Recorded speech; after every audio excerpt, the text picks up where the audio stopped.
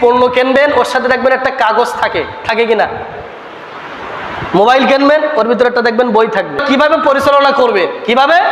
পরিচালনা করবেন তার একটা দিক নির্দেশনামূলক একটা ম্যানুয়াল থাকে। আর এই ম্যানুয়ালটা খুব সহজ ভাষায় হয়, যাতে সকলেই কি বুঝতে পারে। এরপরেও যদি বুঝতে না পারে, ওই কোম্পানি ওইটাকে বোঝানোর জন্য একজন ইঞ্জিনিয়ার পাঠায় কিনা। ইঞ্জিনিয়ার আছে না পৃথিবীতে? ইঞ্জিনিয়ার কেন পাঠায় কোম্পানি?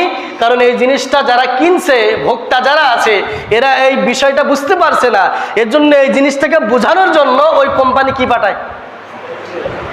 ইঞ্জিনিয়ার পাঠায়। ঠিক তদ্রূপ পৃথিবীতে আল্লাহ পাক কোরআন নাজিল করলেন।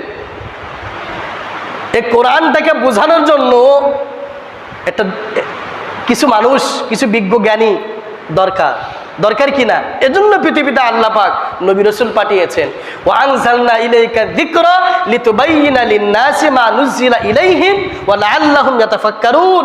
সূরা নাহলের 44 নম্বর আয়াত আল্লাহ পাক বলেছেন, আমি নবীকে পাঠিয়েছি ওয়া আনজালনা ইলাইকা যিকরা লিতুবাইয়িনা লিন-নাস। হে নবী, এই কোরআন যে তোমার কাছে নাজিল করা হয়েছে, অবতীর্ণ করা হয়েছে, এইটা তুমি তোমার সকল মানুষদেরকে, উম্মতদেরকে, জাতিদেরকে কথা কাজ দেখিয়ে দেওয়ার মাধ্যমে এটাকে শিখিয়ে দাও।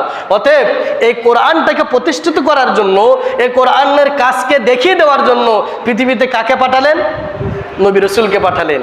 তাহলে বোঝা গেল, একটি জিনিস বুঝতে যদি কঠিন হয়, একটা কোম্পানি যেমন ইঞ্জিনিয়ার পাঠায়, ঠিক তদ্রূপ মানুষ একটি জটিল প্রাণী।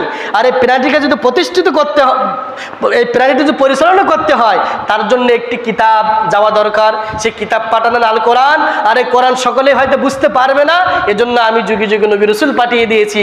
তারা কথা এবং কাজের প্র্যাকটিক্যালে দেখিয়ে দেবে যে কিভাবে ইসলামটাকে প্রতিষ্ঠিত করতে হয়, কিভাবে ব্যক্তি এবং সমাজ জীবন কোরআন অনুযায়ী পরিচালনা করতে হয়। এই দেখানোর জন্য পৃথিবীতে সকল নবী রাসূলকে আল্লাহ পাক পাঠালেন, আল্লাহ পাক পাঠিয়ে দিলেন। রাসূল কারীম সাল্লাল্লাহু আলাইহি ওয়াসাল্লামের পাঠানোর উদ্দেশ্য হলো, পৃথিবীতে নবী রাসূল এবং মুহাম্মদ সাল্লাল্লাহু আলাইহি ওয়াসাল্লামের কে পাঠানোর একমাত্র উদ্দেশ্য হলো মানুষ সৃষ্টির উদ্দেশ্য বাস্তবায়ন করার জন্য, অর্থাৎ কোরআনকে প্রতিষ্ঠিত করার জন্য, ব্যক্তি সমাজ পারিবারিকভাবে প্রতিষ্ঠিত করার জন্য, দেখিয়ে দেওয়ার জন্য মুহাম্মদ সাল্লাল্লাহু আলাইহি ওয়াসাল্লামকে পৃথিবীতে পাঠালেন। কে?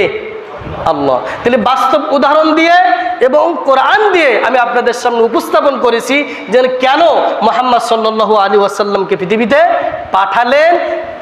যে আয়াতটি আপনাদের সামনে তেলাওয়াত করেছি, আয়াতটি কোরআনে আছে 3 জায়গায়। সূরা তাওবার 33 নম্বর আয়াতে আছে, সূরা সফের 9 এবং সূরা ফাতহ 28। হুয়াল্লাযী আরসালা রাসূলাহু বিল হুদা